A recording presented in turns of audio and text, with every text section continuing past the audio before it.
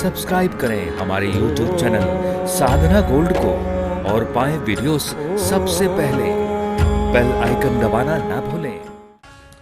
एक बार किसी समय राजा शर्याती अपनी रानी और अपने बच्चों के साथ विहार करने वन में गए थे। राजा शर्याती अपनी रानी और अपने बच्चों के साथ घूमने वन में गए।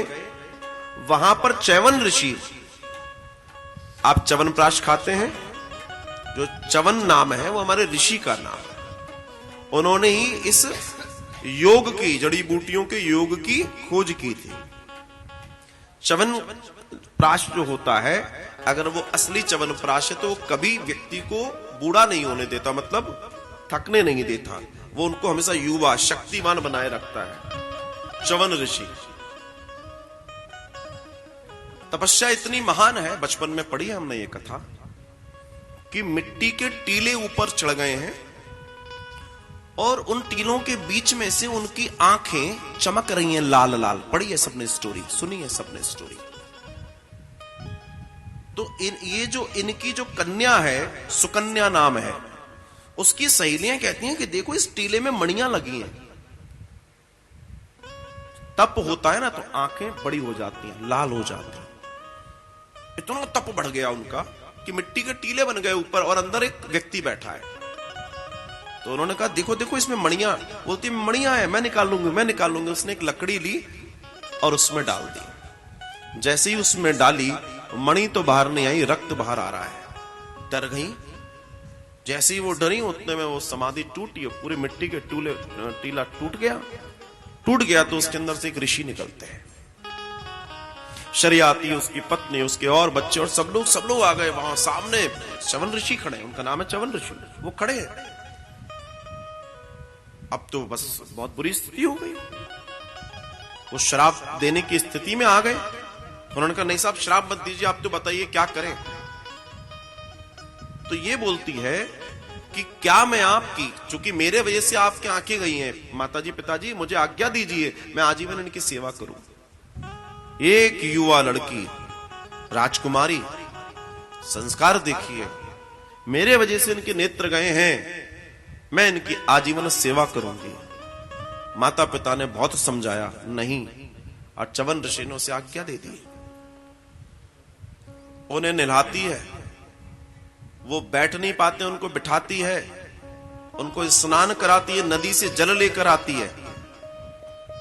और ये सुकन्या देखने में अप्सरा से कम नहीं है, अप्सरा से कम नहीं है। और एक वृद्ध जर्जर व्यक्ति को अपना पति मानकर, क्योंकि अब मैं इनके साथ रहूंगी तो रहूं कैसे।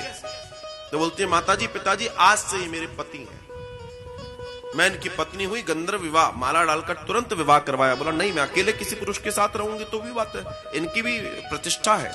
उन्हें अपना पति माना और पति मानकर सुकन्या उनका पूरा सुबह से लेकर रात तक उनको बैठाती, नहलाती, मालिश करती, भोजन अपने हाथ से कराती, शौच कराती, सब कराती, पूरी सेवा कर रही है।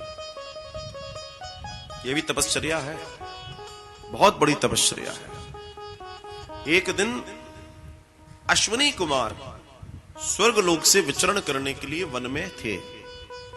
अश्विनी कुमारों की नजर इस सुकन्या पर पड़ी। ये जल भरकर नदी से ला रही थी। अश्विनी कुमारों ने देखा और देखकर कहा कि ये तो बड़ी सुंदर है, ये तो कोई अप्सरा है, ये कौन है, पता करें। तो जब पता किया तो उसके सामने अश्विनी कुमार प्रकट हो गए दोनों। सुकन्या से कहते हैं तुम्हारा परिचय। उसने अपना परिचय बताया। बोला मेरे पति की सेवा में हूं।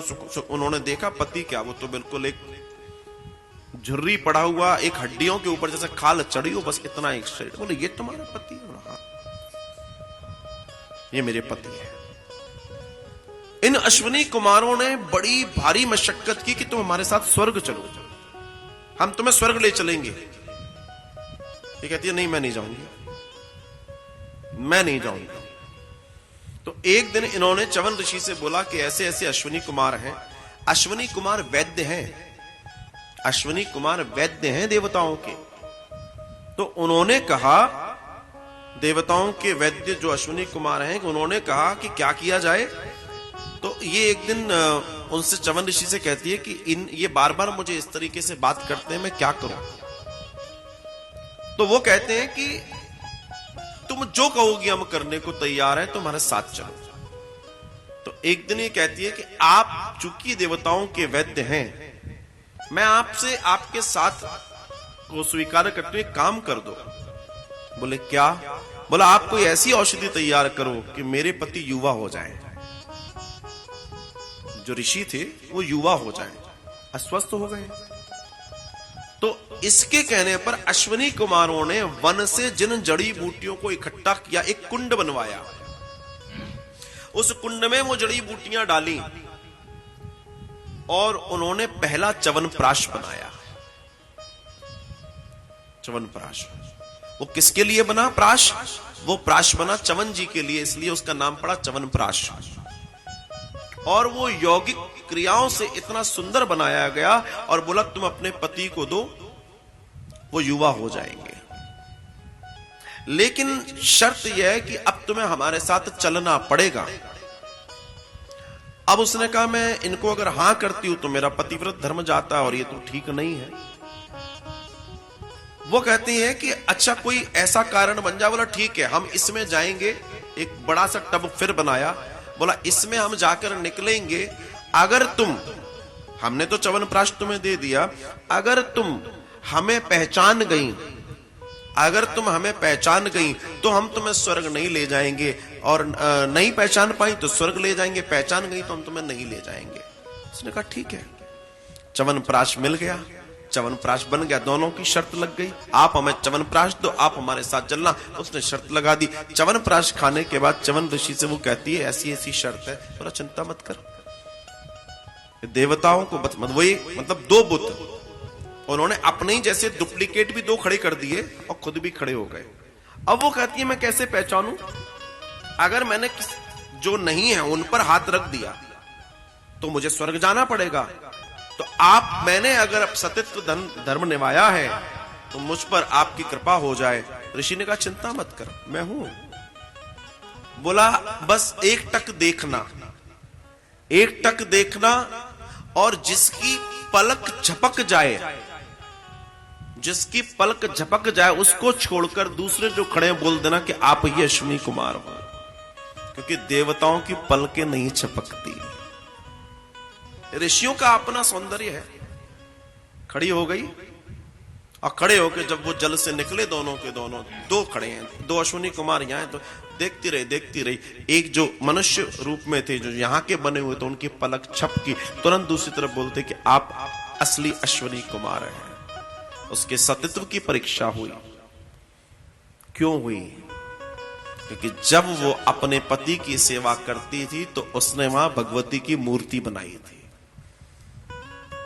उस भीषण जंगल में जहां वो अति सौंदर्य से लबालब थी और एक उनके पति अति ज्ञान वैराग्य से लबालब थे, इन दोनों की स्थिति ऐसी है, ज्ञान को भी साधने के लिए साधक चाहिए और अपने शरीर और सौंदर्य को, धन संपदा को, सबको साधने के लिए साधना चाहिए। और उसका अब जंगल में तो कोई था नहीं, तो सुकन्या ने मां की मूर्ति बनाई थी और भगवती की मूर्ति बनाकर रोज भगवती का पूजन करती थी कि मुझ में शक्ति दिए रखना। और भगवती प्रसन्न होती हैं और भगवती सुकन्या को वो साहस देती हैं और अंत में जाके सुकन्या को उसी मां की पूजा करते करते, वन में उस वन देवी की पूजा करते करते ये आशीर्वाद मिला। उसकी तपस्या इतनी सुंदर थी कि उसको अश्विनी कुमारों को, आप देखिए ये अश्विनी कुमार क्यों आए, ये तो मां की कृपा है।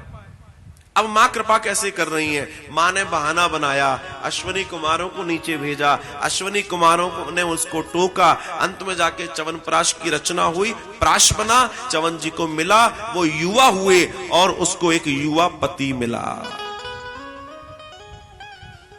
इसके विस्तार में मैं जाता हूं। इसका विस्तार यह है, अगर किसी देवी का पति बीमार पड़ जाता है, मतलब ये देवियों के लिए स्पेशल बात बताई गई है, तो वो भगवती का पूजन अगर करें और भगवती को ही वैद्य मानकर पूजन करें, तो वो अपने